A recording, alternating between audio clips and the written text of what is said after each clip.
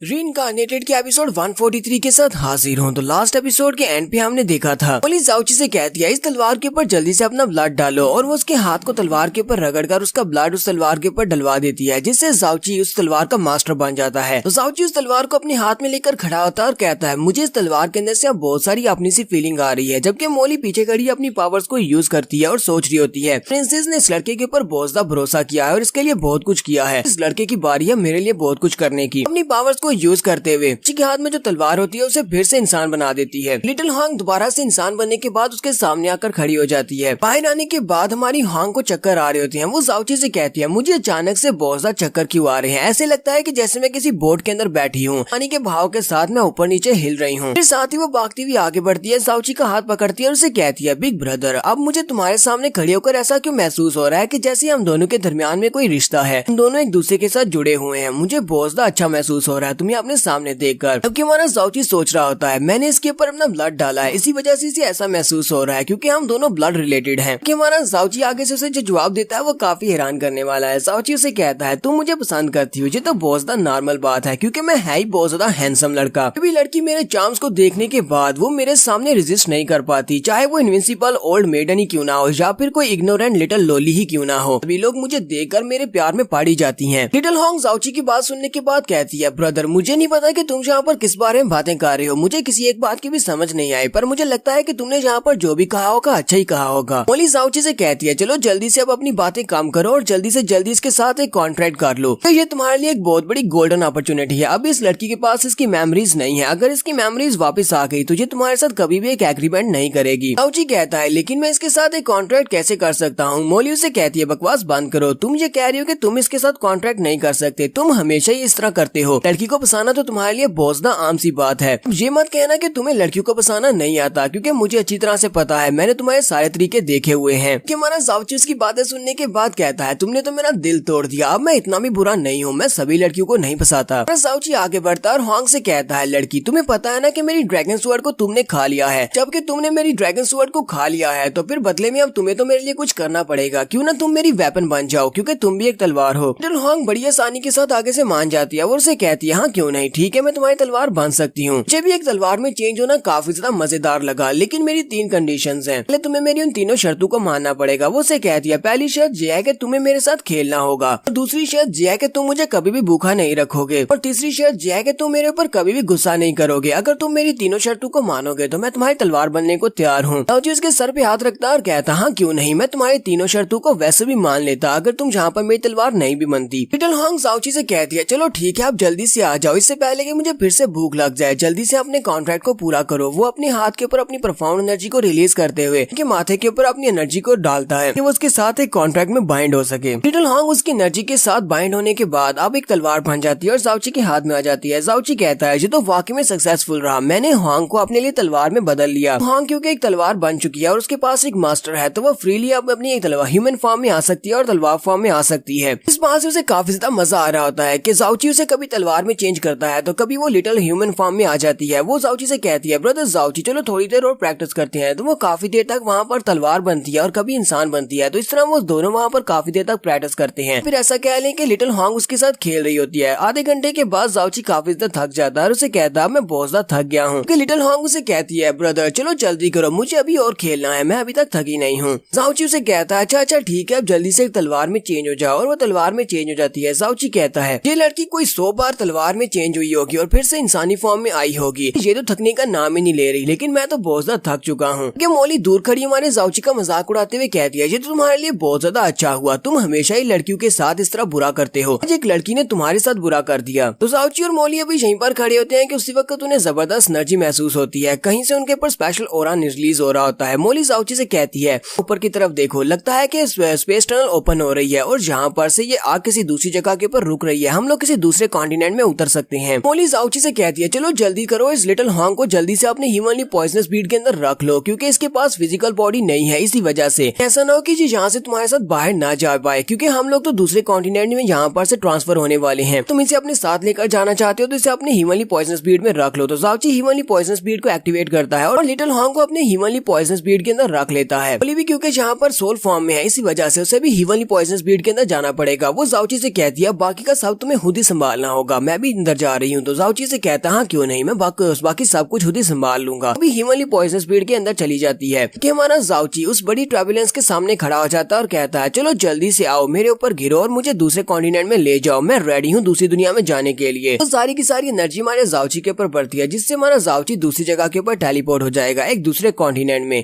तो यहीं से हमारा next scene blue wind nation का दिखाया जाता है। ब्लू विंड नेशन के बॉर्डर के ऊपर एक पुराने कैरेक्टर को दिखाते हैं, फैन जुईचैन। तो आपको याद ही होगा फैन जुईचैन, जिसके पूरी की पूरी फैमिली को जाओची ने मार दिया है, सिर्फ उसे छोड़ दिया था अपनी आंटी के कहने पर। वो भी पहले से काफी ज्यादा पावरफुल हो चुका है। पावरफुल होने के बाद जाओची से बदला लेने के लिए वापस आता है। वो बॉर्डर पर एक होटल में जाता है और उस होटल के ऑनर उसे कहता है क्या आप यहाँ पर एक रूम बुक करवाने के लिए आए हैं? मेरे पास अभी भी रूम अवेलेबल है। जबकि हमारा फैन जुईचैन डायरेक्टली उसे कहता है जुनची कहाँ पर है, मुझे जुनची कहाँ पर मिलेगा। जैसे कि होटल वाले को जुनची के बारे में पता, वो उसके चाचे का बेटा हो। डायरेक्टली उससे पूछने का क्या मतलब, उस बेचारे को कैसे पता होगा? वो होटल वाला उसे कहता है सर आप किस जुनची के बारे में बात कर रहे हैं, मुझे नहीं पता, यहाँ पर कोई भी जुनची नहीं है। फैन जुईचैन उसे कहता है मैं उस जुनची की बात कर रहा हूँ जिसने हिमनली बर्निंग सेक्टर को डिस्ट्रॉय कर दिया। तुमने उसके बारे में ना सुना हो तो नहीं हो सकता, उसने पूरे के पूरे सेक्टर को बर्बाद कर दिया था। तो होटल वाला कहता है हाँ ठीक है मुझे याद आ गया, आप उस जुनची की बात कर रहे हैं। फैन जुईचैन उसे कहता है तो फिर तुम मुझे उसके बारे में बता क्यों नहीं रहे कि वो मुझे कहाँ पर मिलेगा, तुम्हें उसके बारे में बताने में कोई मुश्किल हो रही है? तो होटल वाला उसे कहता है नहीं सर ऐसी बात नहीं है, मैं आपको बताऊंगा, मैं आपको क्यों नहीं बताऊंगा। असल बात यह है कि जुनची तो कब का मर चुका है। बात सुनते ही फैन जुईचैन बहुत ज्यादा गुस्सा हो जाता है और चिल्लाकर उसे कहता है ऐसा कैसे हो सकता है। वो उसको गले से पकड़ लेता है और कहता है जुनची ऐसे कैसे मर सकता है, मुझे जल्दी से बताओ वो कैसे मरा। होटल वाला उसे कहता है प्लीज सर मुझे छोड़ दे, मैंने कुछ भी नहीं किया, मुझे बस इतना पता है कि जुनची ने हमारे इंपीरियल सिटी की तरफ से नेशन रैंकिंग टूर्नामेंट में हमारे ब्लू विंड कंट्री को रिप्रेजेंट किया था और वहाँ पर उसने फर्स्ट रैंकिंग को हासिल किया। उसके बाद उसे प्रीमोर्डियल प्रोफाउंड आर्क में जाने का मौका मिला। वहाँ पर से वो प्रीमोर्डियल प्रोफाउंड आर्क से निकल नहीं पाया, वो वहीं पर फंस गया। उसने प्रिंसेस जुएर को वहाँ से बाहर भेज दिया लेकिन खुद अपनी जान दे दी और उसने जिस स्नो प्रिंसेस को बचाया था वो इस वक्त डिवाइन फीनिक्स किंगडम में है। तो ये बात सुनते ही हमारा फैन जुईचैन बहुत ज्यादा गुस्सा हो जाता है और गुस्से के साथ एक जबरदस्त चीख मारता है और कहता है ऐसा कैसे हो सकता है जुनची, तुम नहीं मार सकते, तुम्हें मैं अपने हाथों से मारता। साथ ही जब वो वहाँ पर अपनी पावर को रिलीज करता है तो वो बेचारे के पूरे होटल को ही डिस्ट्रॉय कर देता है। फैन जुईचैन बहुत ज्यादा गुस्से में होता है। फैन जुईचैन कहता है मैंने पिछले 3 साल से अपनी बॉडी के साथ इवल फील्ड की बॉडी को मर्ज करने की कोशिश की है। 3 साल में मैंने बहुत ज्यादा दर्द सहा है ताकि मैं इस पावर को हासिल कर सकूं। मैंने इतनी ज्यादा पावर को इसीलिए हासिल किया था कि मैं जुनची को अपने हाथों से मार सकूं, लेकिन वो जुनची पहले से मर चुका है। अब मैं क्या करूंगा, मैं किससे अपना बदला लूंगा। साथ ही हमारे फैन जुईचैन के मुंह से ब्लड निकलना शुरू हो जाता है। वो वहीं पर नीचे गिर जाता है। नीचे गिरते हुए कहता है जुनची मैं तुमसे बहुत ज्यादा नफरत करता हूँ, मैं तुम्हें अपने हाथों से मारना चाहता था, मैं तुम्हारे हड्डियों का टुकड़े टुकड़े करना चाहता था, तुम्हारे टेंडन्स को चीरना फाड़ना चाहता था ताकि तुम्हारे गोश्त का एक टुकड़ा भी ना बचे। फैन जुईचैन कहता है अब मैं क्या करूँ, उसने मेरे हिमनली बर्निंग सेक्टर को डिस्ट्रॉय किया था लेकिन अब तो मैं अपना बदला भी नहीं ले सकता। उसी वक्त उसे याद आता है कि फ्लोटिंग क्लाउड सिटी, जुनची माना फ्लोटिंग क्लाउड सिटी से था। वो कहता है मुझे लगता है कि मुझे फ्लोटिंग क्लाउड सिटी में जाना चाहिए, जुनची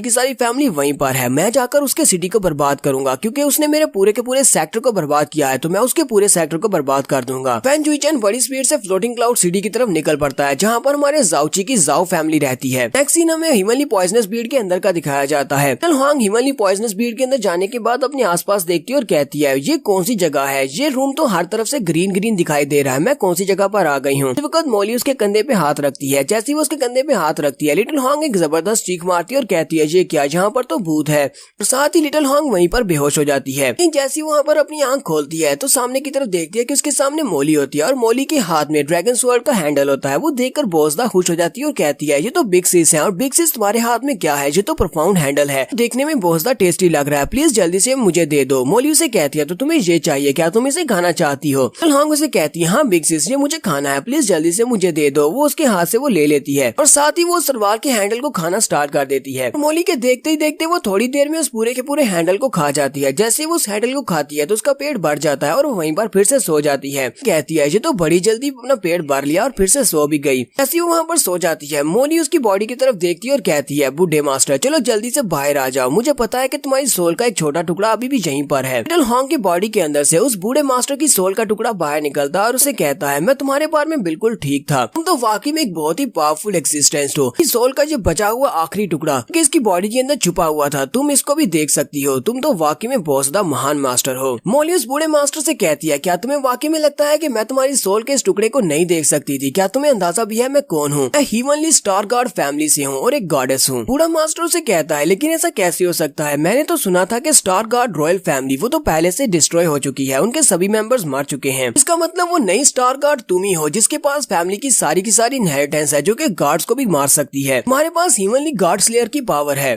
तो यहाँ पर हम लोग अपनी एपिसोड 143 का एंड करेंगे। एपिसोड की एक्सप्लेनेशन अच्छी लगी हो तो कमेंट करके जरूर बताइएगा। चैनल को सब्सक्राइब कर दें, वीडियो को लाइक और शेयर कर दें। शुक्रिया।